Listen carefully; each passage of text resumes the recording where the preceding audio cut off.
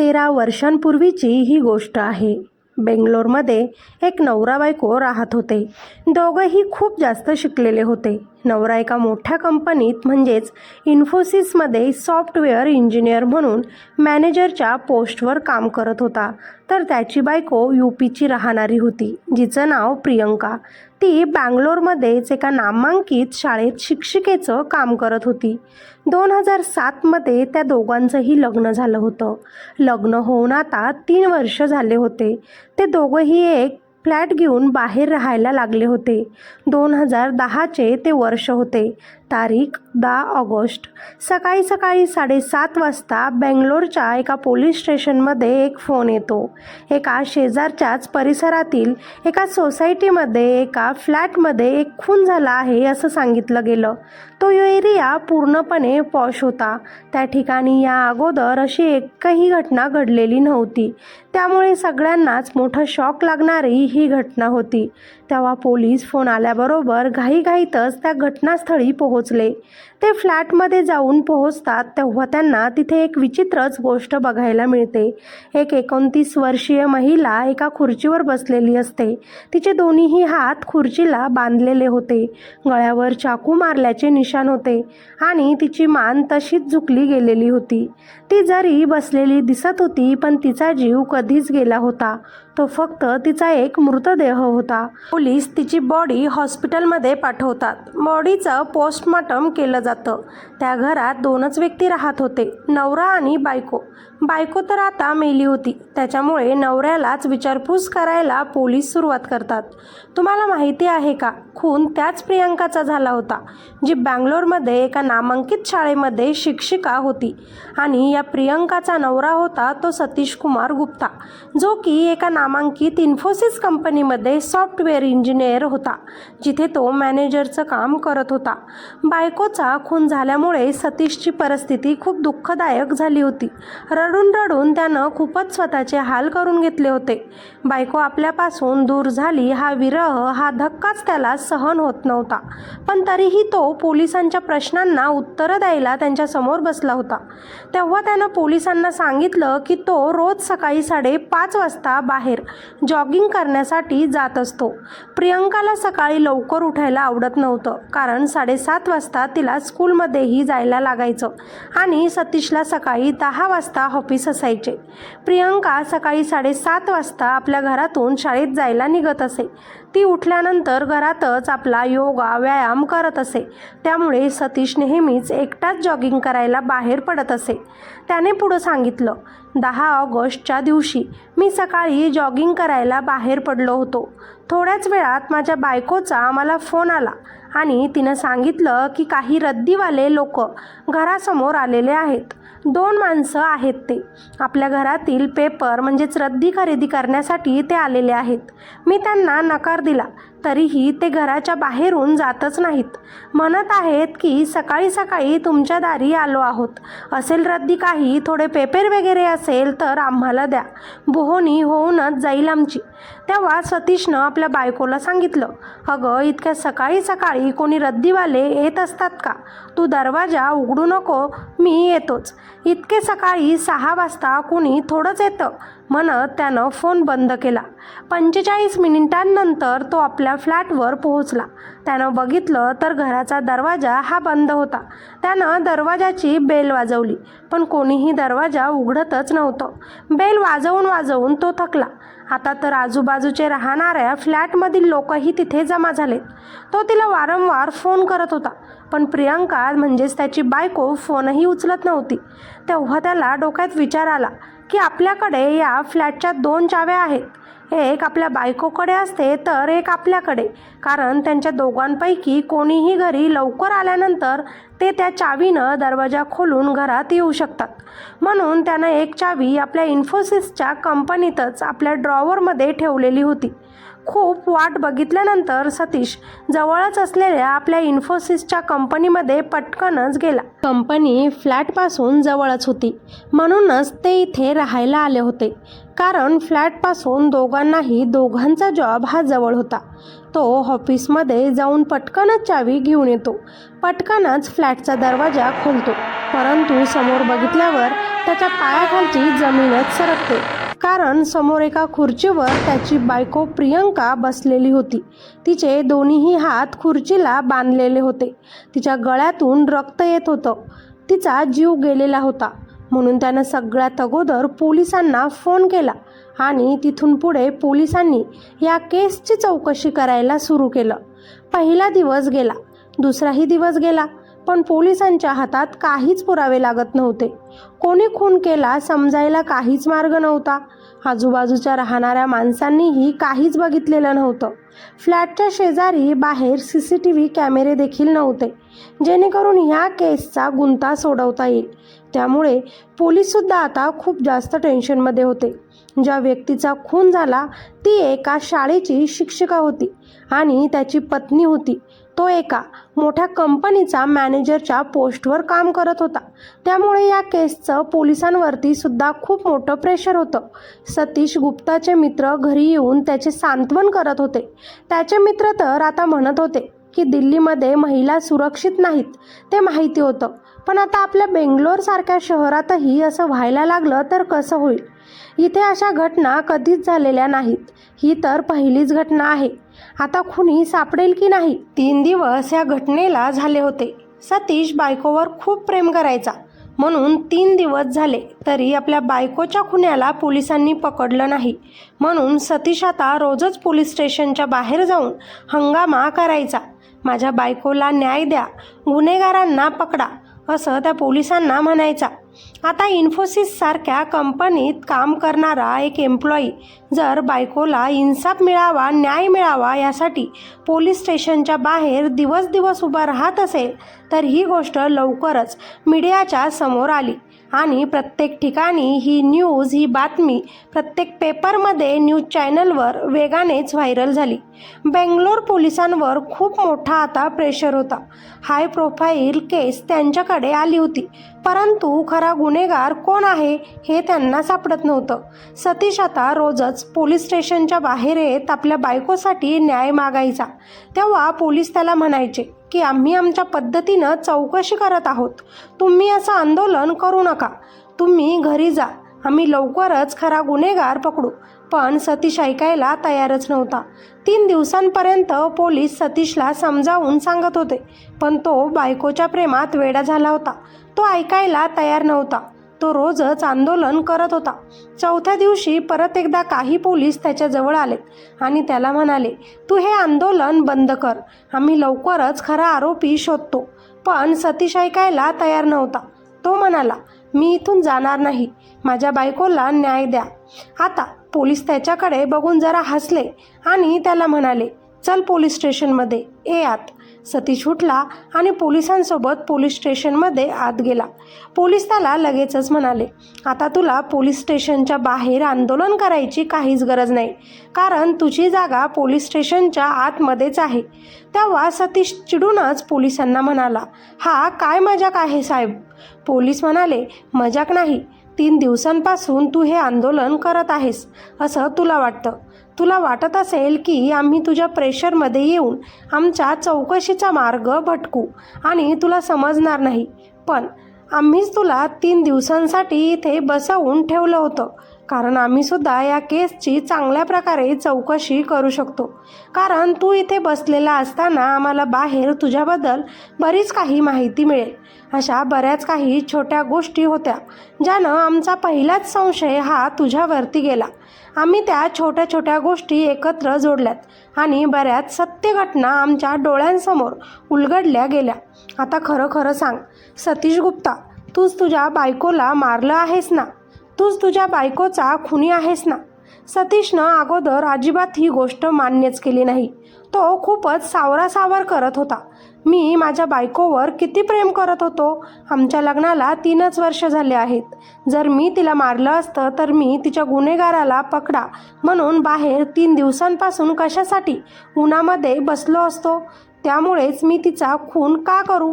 तेव्हा पोलिसांनी एक एक करून त्याने केलेल्या सगळ्या चुका त्याच्यासमोर उलगडल्यात. आता मात्र सतीशकडे दुसरा काहीही एक पर्याय उरलाच नव्हता आपला गुन्हा कबूल करण्याशिवाय. आणि शेवटी त्याला आपला गुन्हा पोलिसांसमोर कबूल करावाच लागला आणि त्यानं पूर्ण स्टोरी पोलिसांना सांगायला सुरू केलं. जेव्हा ही कहाणी सांगितली गेली तेव्हा पूर्ण क्राईम स्टोरी म्हणजेच कथा उलगडली गेली. आता पोलिसांनी त्या अगोदर आपल्याला सतीश गुप्तावर कसा संशय आला हे सांगितलं. खूप छोट्या छोट्या गोष्टींवर विचार करून बेंगलोरच्या पोलिसांनी या केसचा तपास घेतला. छोट्या छोट्या गोष्टींचा विचार करून त्या पोलिसांनी ही केसची चौकशी सुरू केली. 10 ऑगस्टच्या सकाळी 7:30 वाजता ह्या पोलीस स्टेशनमध्ये फोन आला होता. एका फ्लॅटमध्ये एका महिलाचा खून झालेला आहे. तेव्हा पोलीस त्या ठिकाणी जेव्हा पोहोचले तेव्हा फ्लॅटमध्ये फक्त 2च व्यक्ती होत्या. एक तर प्रियंका आणि दुसरा तिचा नवरा सतीश. पहिला बयान सतीशनं हाच दिला की तो जॉगिंग करत होता. बायकोचा फोन आला आणि तिनं सांगितलं की 2 पेपरवाले म्हणजेच रद्दी घेण्यासाठी आलेले आहेत आणि तो तिला म्हणाला की तू दरवाजा उघडू नकोस, मी घरी येतोच. परंतु जेव्हा पोलिसांनी आजूबाजूला चौकशी केली तेव्हा त्या फ्लॅटच्या आजूबाजूचे लोक म्हणजेच पहिल्या फ्लोअरवरचे लोक म्हणाले की सकाळी असे कोणतेही रद्दीवाले पेपरवाले आलेले नव्हते. आलेले असते तर आम्हाला नक्कीच त्यांचा आवाज आला असता. तेव्हा आता पोलिसांनी कॉल डिटेल्स चेक केली की खरंच सतीशच्या बायकोचा त्याला फोन गेला होता का. कॉल डिटेल्स चेक केल्यानंतर खरंच तिचा फोन सतीशला गेलेला होता. परंतु टाईम तो जो सांगत होता तो चुकीचा होता. अर्ध्या तासाच्या अगोदर त्यानं टाईम सांगितला होता. तो बोलला होता बायकोला की दरवाजा खोलू नकोस, मी येतोय. आणि तो जॉगिंग करायला खूप दूर गेलेला नव्हता.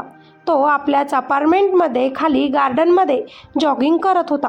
त्यामुळे जर बायकोचा फोन आला तर तो 3 ते 4 मिनिटांच्या अगोदरच आपल्या फ्लॅटपर्यंत येऊन पोहोचला असता, कारण इतकाच दूर तो आपल्या फ्लॅटपासून होता.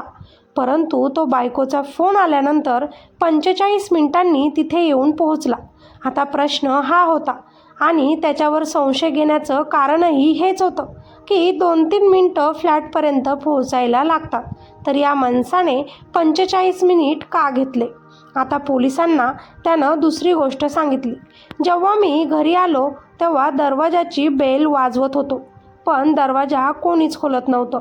मी तिला फोनही खूप केले पण ती उचलत नव्हती. म्हणून मी घाईतच माझी कंपनी शेजारीच आहे म्हणून तिथून माझी चावी घेऊन आलो. आता पोलिसांनी त्याच्या या गोष्टीचाही तपास केला. तो खोटं बोलत नव्हता. तो खरंच कंपनीमध्ये गेला होता, पण कंपनीत गेल्यानंतर तो आतमध्ये त्याच्या कॅबिनपर्यंत पोहोचलाच नव्हता.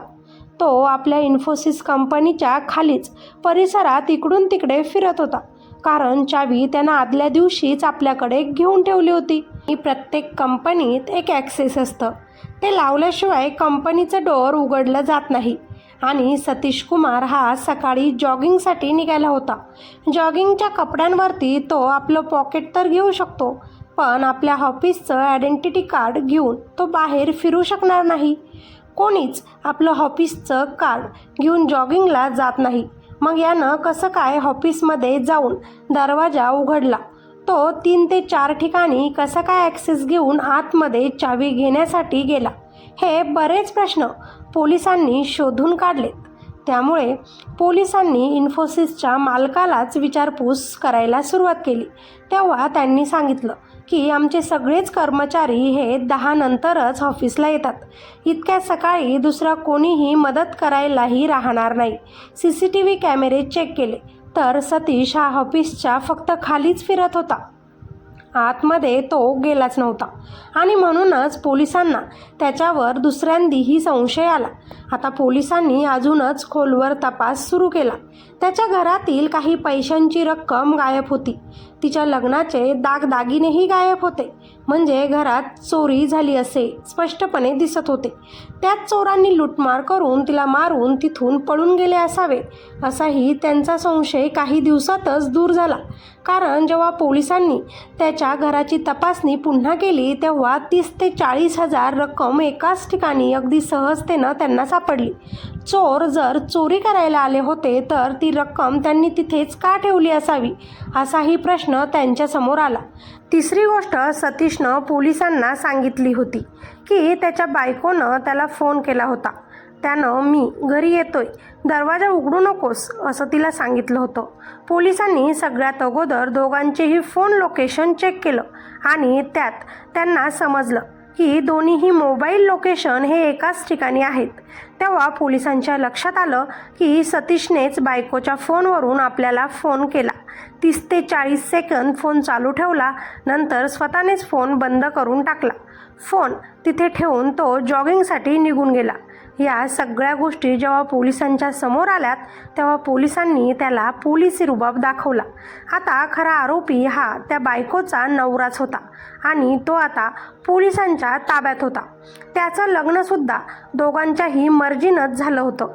अरेंज मॅरेज होतं, पण एकमेकांची पसंती होती आणि फक्त 3च वर्ष त्यांचं लग्न होऊन झालेलं होतं. मग या नवऱ्यानं तरीही त्या बायकोचा खून का केला आणि अशा पद्धतीनं त्यानं तिला का मारलं? आपल्या बायकोला खुर्चीवर बसवून तिचे हात बांधून तिचे डोळे बांधून तिच्या गळ्यावर वार करणं. त्यानं त्याच्या बायकोचे हात ती जिवंत असताना बांधले होते की मेल्यानंतर? बायकोला का मारलं? त्याचं कारण काय होतं? हाच प्रश्न वारंवार पोलीस त्याला विचारत होते.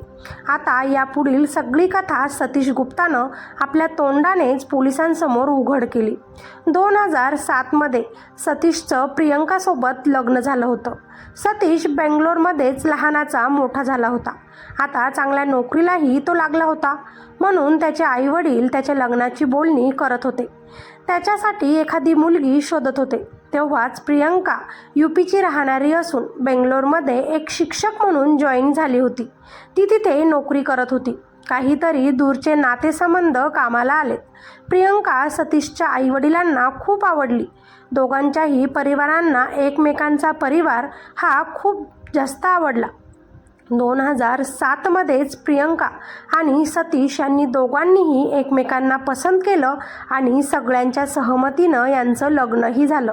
आता लग्नानंतर एक वेगळीच नवीन कथा यांची सुरू झाली आणि लग्नानंतर काय झालं हे फक्त सतीशच्याच तोंडून आपल्याला ऐकायला मिळणार आहे. कारण दुसऱ्या बाजूची कथा सांगण्यासाठी आता बायको प्रियंका जिवंत नाही. म्हणून तिची काय बाजू होती? सतीशनं जे आरोप तिच्यावर लावले आहेत ते खरे की खोटे आहे हे आपण सांगू शकत नाही. परंतु सतीशने जे काही सांगितलं त्यामुळेच त्यानं आपल्या बायकोला संपवलं असा त्याचा दावा आहे. त्यानं सांगितलं की लग्न झाल्यानंतर आमचे काही दिवस खूपच आनंदात गेले. आम्ही दोघंही एकमेकांवर फार प्रेम करत होतो. काही दिवसांनंतरच एक दिवस प्रियंकाने माझ्या गळ्यात एक लॉकेट बघितलं, जे मी पहिल्यापासूनच गळ्यात नेहमीच घालायचो, ज्याच्या पॅन्डलमध्ये माझ्या आईवडिलांचे फोटो होते. पण तो फोटो बघितल्यानंतर प्रियंका नाराज झाली आणि मला म्हणाली, आता हे फोटो काढून टाक आणि या फोटोऐवजी तू माझा फोटो ठेव. मीच आता तुझी बायको आहे. त्याला हे मंजूर नव्हतं, कारण तोही त्याच्या आईवडिलांवर खूप प्रेम करायचा.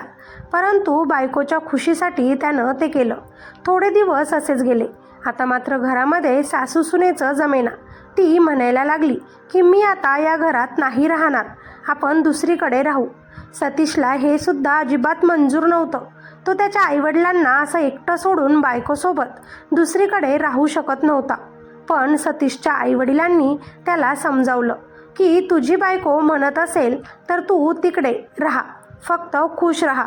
आमच्या दोघांमुळे तुमच्या नवरा बायकोत भांडणं नको म्हणून सतीशच्या आईवडिलांनी सतीशला दुसरीकडे राहण्यास परवानगी दिली. आता सतीशनं आईवडिलांचं ऐकून आपल्या कंपनी शेजारीच एक फ्लॅट घेतला.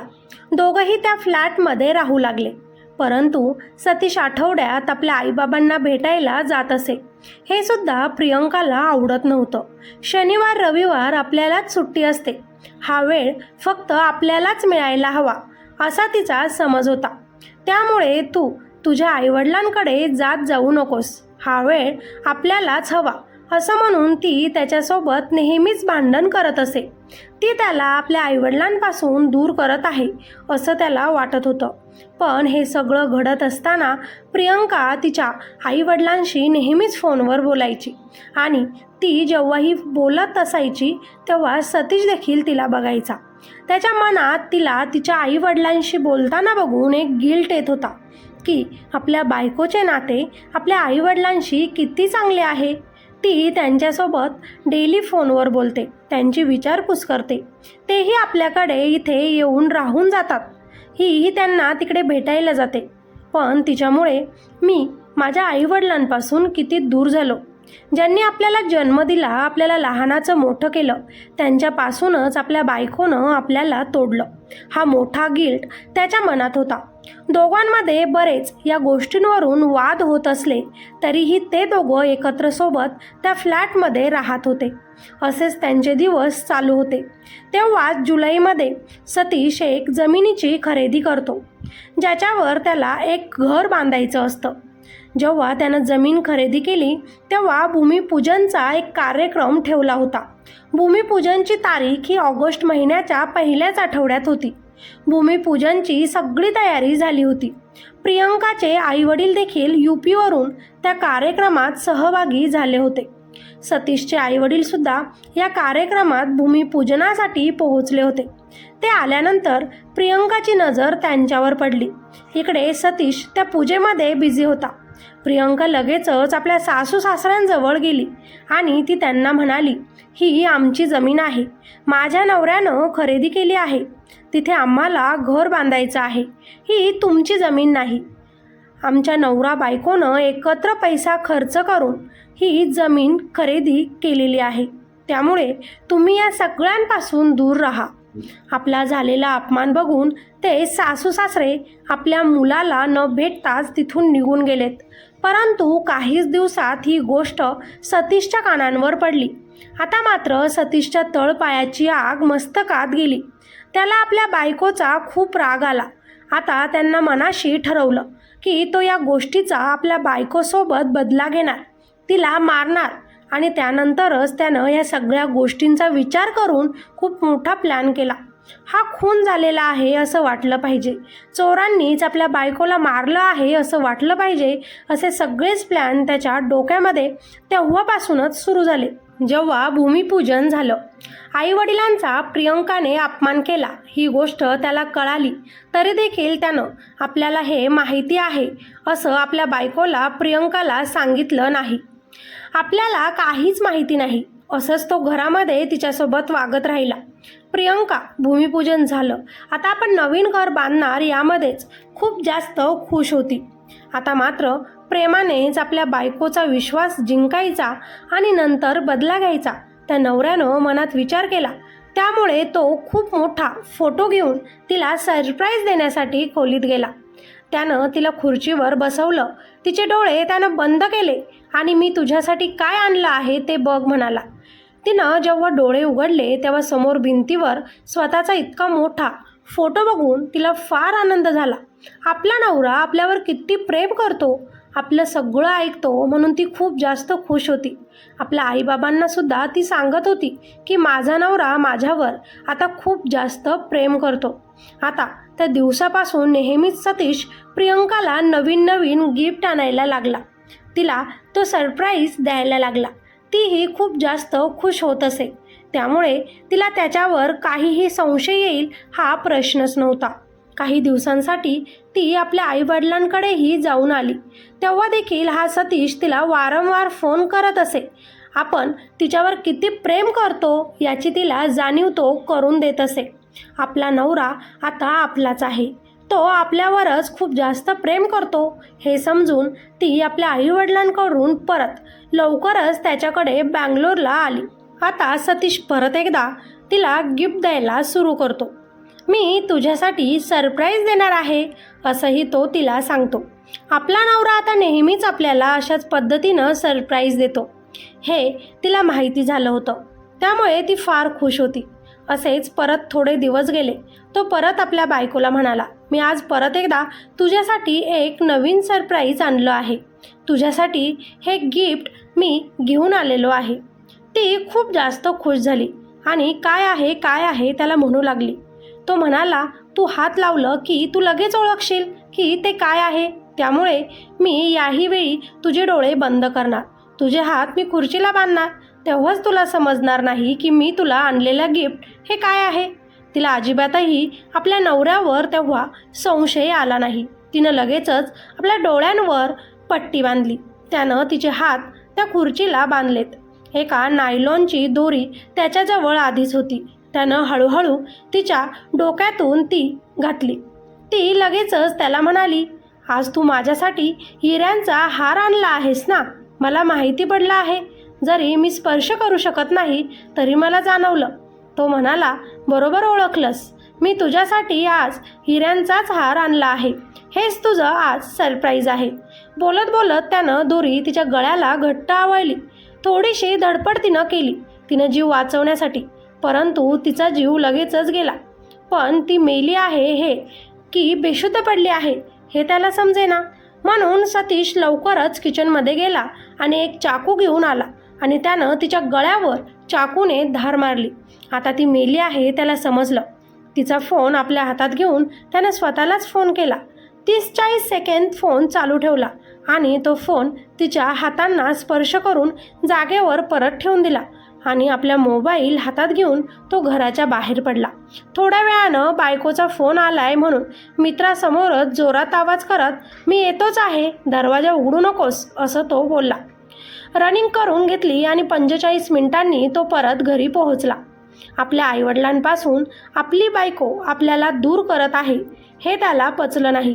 आपली बायको आपल्याला आपल्या धाकात ठेवण्याचा प्रयत्न करत आहे हे त्याला कुठेतरी त्याच्या मनामध्ये ठसलं आणि त्यानं हे टोकाचं पाऊल उचललं. जेव्हा पोलिसांनी त्याला अटक केली तेव्हा तो स्वतःच्या बचावासाठी बराच लढला. पण त्यानं केलेला गुन्हा हा छोटा नव्हता म्हणून त्याला जन्मठेपेची शिक्षा कोर्टात सुनावली गेली. तो खूप हुशार होता. इन्फोसिस सारख्या ठिकाणी तो मॅनेजरचं काम करत होता. म्हणून तो जेलमध्ये जेव्हा राहायला लागला तेव्हा मी इथल्या कैद्यांना शिकवतो, मला दुसरे काम देऊ नका असाही तिथे म्हणाला. कोर्टाने त्याला ते काम सोपवलं. सतीश तिथल्याच कैद्यांना चांगल्या प्रकारे शिकवण्याचं काम करायला लागला. त्याने शिकवलेले जे स्टुडंट आहेत त्यांनी त्याच्यामुळेच डिग्रीसुद्धा मिळवल्यात. तेव्हा परत सतीश कुमारनं हायकोर्टमध्ये आपल्याला आता सोडावं अशी मागणी केली. आपल्याला आपली चुकी समजली असाही तो तिथे म्हणाला. परंतु न्यायालयानं त्याला, तू खूप चांगलं काम करत आहेस, तू शिकवण्याचं काम करत आहेस, तुझ्यामुळे दुसरेही लोक काहीतरी शिकत आहेत, हे खूप चांगलं आहे. परंतु तू जरी चांगलं काम करत असला तरी तू ज्या कामामुळे इथे आलेला आहेस ते खूप चुकीचं होतं. या चांगल्या कामांमुळे तुझ्या पापाचा घडा हा भरणार नाही. तू खूप मोठं पाप केलेलं आहेस. तू तुझ्या बायकोचा खून केलेला आहेस, मर्डर केलेला आहेस. तू सगळे पुरावे नष्ट करण्याचा प्रयत्न केलेला आहेस. बायकोला मारण्यापेक्षा तू तिच्यासोबत तलाक घेऊन स्वतंत्र राहू शकत होता. पण तू जो काही मार्ग निवडला ते चुकीचं आहे असं न्यायालयाने त्याला सुनावून परत एकदा जन्मठेपेचीच शिक्षा सुनावली. आजही सतीश कुमार गुप्ता हा जेलमध्येच कोठडीत आहे. आयुष्यभरासाठी आता तो तिथेच राहणार. ही एक बेंगलोरमध्ये घडलेली सत्य घटना आहे. यातून आपल्याला एकच शिकायला मिळतं, जरी तुम्ही एकमेकांच्या पसंतीनं लग्न केलेलं आहे, तुम्ही एकमेकांवर खूप प्रेम करतात, परंतु तुम्हाला एकमेकांना पूर्ण मुठीत घेण्याचा, तो फक्त माझाच आहे किंवा ती फक्त माझीच आहे असं म्हणण्याचा अधिकार नाही. नवऱ्याचा वेगळा परिवार असतो तर बायकोचा वेगळा. दोघांनीही एकमेकांच्या परिवारांना स्वीकारलं पाहिजे. बायकोने आपला होणारा नवीन परिवार सांभाळायला पाहिजे, ना की आपल्या नवऱ्याला आईवडिलांपासून तिनं दूर करायला हवं. त्याच्यासाठी ज्या गोष्टी प्रिय आहेत बायकोनं त्या स्वीकारायलाच हव्या. आणि नवऱ्यानं सुद्धा जर बायकोला एखादी गोष्ट पटत नसेल तर एकदा दोनदा तिला समजावून सांगायला हवं. परंतु कितीही समजून सांगितलं तरी ती ऐकतच नसेल तर दोघांनीही स्वखुशीनं एकमेकांपासून दूर व्हायला हवं. एकमेकांना घटस्फोट म्हणजेच तलाक देऊन आपलं स्वतंत्र जीवन जगायला हवं. परंतु सतीशनं जे बायकोसोबत केलं ते कोणत्याच नवऱ्यानं करायला नको. एखाद्याला मारणं म्हणजे त्याला शिक्षा होते असं अजिबात नसतं. उलट शिक्षा तर सतीश कुमारला झाली आहे, तीही जन्मठेपेची. आयुष्यभरासाठी तो आता जेलमध्येच राहणार. इतका हुशार, इतका मोठ्या कंपनीत काम करणारा माणूस आज स्वतःचंच आयुष्य पूर्णपणे बर्बाद करून बसला. म्हणून मारणं हा एकच पर्याय शेवटचा नसतो. आपल्या परिवारासोबत बोलून काही गोष्टी क्लिअर करून आपण याच्यावर निर्णय घेऊ शकतो. परंतु एखाद्याचा खून करून त्याचा बदला घेणं हे अजिबातही योग्य नाही. त्यामुळे नुकसान हे फक्त आणि फक्त आपलंच होतं हे मात्र विसरू नका. तुम्हाला आजची ही क्राईम स्टोरी कशी वाटली? तुम्ही याआधी ऐकलं होतं का? 10-12 वर्षांपूर्वी प्रियंका आणि सतीशची ही कहाणी मला नक्कीच कॉमेंट करून सांगा. आणि हो, कहाणीला लाईक नक्की करा. कॉमेंट करून सांगायचं विसरू नका की सतीशनं जे केलं ते चुकीचं होतं की बरोबर. आणि अजूनही चॅनलवर नवीन असाल तर सबस्क्राईब करायचं अजिबात विसरू नका. धन्यवाद. भेटूया अशाच एका नवीन कथेमध्ये. तोपर्यंत काळजी घ्या आणि आपल्या चॅनलवरील स्टोरीज ऐकत रहा.